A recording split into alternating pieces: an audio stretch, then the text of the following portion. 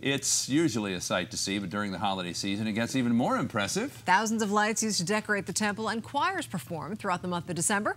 We sent KUSI's photojournalist Mark Mellinger there to see the sights and sounds of Christmas.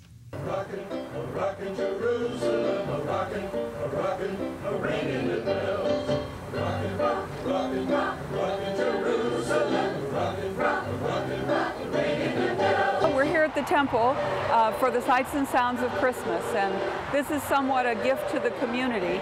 It's a place where people can bring their families. Some people do like mini tailgates and bring their hot chocolate and donuts and tailgate out of their minivans and just walk around, enjoy the lights and enjoy the Christmas spirit that's here. We have about 130,000 lights on 2,900 feet of cord. The lights are all put up by volunteers, primarily our young single adults.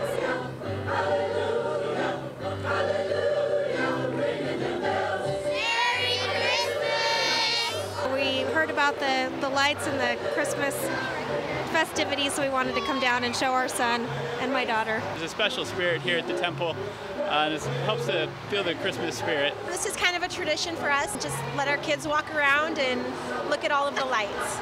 I mean, I've never seen this many lights before, so it's kind of new.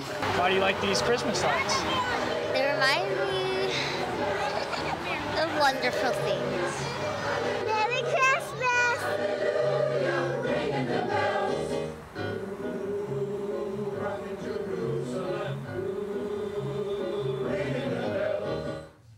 Merry Christmas to you, sweetheart.